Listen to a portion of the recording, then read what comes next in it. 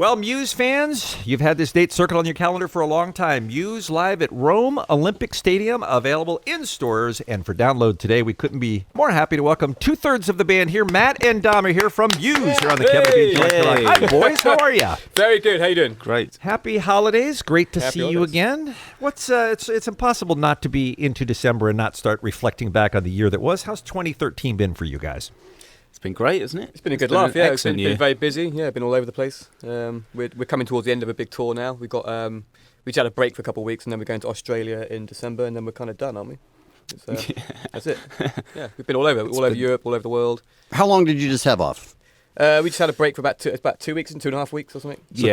Nearly 3 weeks or something like that, which is long for us. I was going to ask, does that feel like a long time? Like you really need to be doing something? Forever. Yeah, get a little bit. Yeah, I started picking up the guitar yesterday and sort of strumming out some new songs and stuff. So yeah, you get a bit itchy for the road when you've been off the road for a while. But at the same time, when you've been off on the road for a long time, you can't wait to go home for a bit. So Yeah, of course. Is there ever a time as a professional musician? Professional. And I always find this. Semi. Am I using the term loosely? I always stick with find novice. this interesting because many people get into the music business, start a band because they love music, because that's their passion, and then you're lucky enough to be a band like Muse that it's become successful, an occupation, and now you're doing it for reals.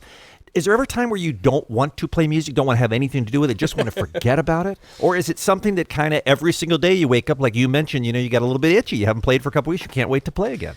Yeah, no, for whatever reason, I think it's in your blood. You know what I mean, like it's my nature. Since I was about 11 years old, I knew that that's what I wanted to do. And so that's never really gone away. I think I've sort of thought about the possibility of it going away, but that's never really. My nature just kicks in, and I just need to be in front of the piano or the guitar. Pretty much most days. So. That passion's never really gone for me. And you've said about you, Dom. How about you? No, it's true. I think that's why it's the same for all of us, and Chris as well. It's why we started the band at such a young age, really, when we were kids, and why we started playing instruments when we were so young. But yeah, I think you find you're always thinking about music, listening to music, thinking about music. I think you're constantly getting inspired. So Matt's right. It's certainly part of us now. Do you think you listen to music different than we would, for example? Like, we're fans of music, but we don't create it. Do you listen to it with that ear? I went through a stage, I think, in where I stopped listening to music because I found it, it kept influencing me and stuff like that. So you didn't want to be. I sort of cut off listening to music altogether. Because I kind of thought that I'd write pure music if I didn't have any outside influence at all for a long period. But now I've sort of gone back and I'm starting to enjoy. Over the last few years, I really am listening to a lot of music, especially rock music again, like especially classic rock music, which I haven't listened to for a long time. I'm getting really back into that again as a fan. So as I said, I went through a while where I was listening to sort of everything but rock. I was listening to a lot of classical music, a lot of sort of jazz and other things that were just sort of like for me more out of what we do, because we spend all of our days listening to like screamingly loud amps and right. Dom's crash cymbals literally like deafening. Do you know what I mean? So when you go home, you want to listen to something a bit different. But as I said, the last few years, I'm going back to like listening to the kind of rock music I was getting into when I was a kid. Okay, so you're starting to listen to it again for the last couple of years. Yeah, the worry. I'm listening to rock music again, like as a fan for the first time, like really in the last few years. Okay, but the worry that it's going to influence you is not there anymore? No, I'm into it. I think the next album's going to sound like Back in Black, basically. Okay, good. Nothing wrong with that, by the way. When Madness came out, by the way, we all went, "What the hell's going on?" Yeah, no, we veered off. The last couple of albums, I think we sort of, when you've done we did 3 or 4 albums. The first 3 albums were very much focused on 3-piece rock and all that stuff. And I think, when you get into album 4 and 5 and 6, that's where we were. I think we decided to experiment with other things, electronics. But as I said, I think we're going back to where we started. I think on the next album, I think just a bit straight rock is coming back for us. We want to get back to that 3-piece sound. We've done a lot of experimentation with all these other weird things, and I think it was good for us to do that, to sort of basically remind ourselves that you can't just beat guitar, bass, and drums. You just can't beat that, You are hearing the voices of Matt and Dom from the band Muse here on the Kevin Bean Show. We're going to get into talking about the new DVD available called Live at Rome Olympic Stadium. Speaking of being music fans, once you get to the point where you guys in the industry, where you are, top of the charts, you get a chance to meet pretty much anybody, I imagine. Have you met any musical heroes that if I had gone to a 7-year-old Matt or Dom and told you that one day you'd be meeting fill in the blank, it would have blown your mind? Yeah, been plenty, probably loads over Yeah, the years. Brian May was a big one.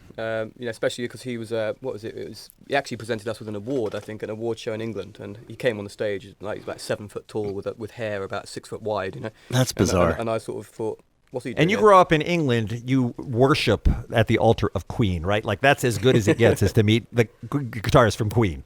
Yeah, no, that was a strong one. Also, a major one for me was probably the most starstruck I've ever been. I can say this to him now. He's probably listening if he hears. Tom Morello. Tom Morello. I still can't quite relax when I'm around Tom. Is that right? When I'm around Tom Morello, he actually came to a party at my house here. We had a New Year's Eve party, and he was the first guest that turned up. And he came, he was at the bar, and I sort of went up to him and went, I can't quite handle that Tom Morello's here. I don't know what to say. I was sort of like buying him a drink. He was such a cool, lovely, down-to-earth guy, and we were talking about kids and family and stuff. But what he didn't know was deep down, I was literally going, "Oh my God, this is Rage Against the Machine." I literally can't handle this moment. Exactly the same way about Tom. I mean, Kevin's favorite band of all time, no offense, Muse, you're number 2, I think, is Rage Against the Machine. I mean, that's right, Kevin. That's your favorite band ever. Absolutely. And we've been lucky enough at KROQ. Obviously, we've had Tom in 20 times over the years. And he is the coolest guy in the world, but when you first meet him that first time and you have this image of he's the guitar god from Rage, you think, I can't handle this. And then he just immediately disarms you because he's just so charming and so down to earth. Absolutely. Have you talked to him since he's been one of the guitarists for the E Street Band, by the way? Because he's geeking out over Bruce Springsteen as much as you geeked out over him. Wow, I didn't know that. That's amazing. That's actually the first I heard of that. He would come out and play a song with him or two, you know. Well, he's recording with him now. He's on the road with him. I mean, Very it's cool. it's a gig he's doing now. So, I mean, that's the beautiful thing about it's an amazing music. combo, those two, Exactly. The boss of the guitar and the boss of just being the boss of everything. The boss of everything. The guys from Muse are here. We need to take a break, and we will come back on the world famous KROQ.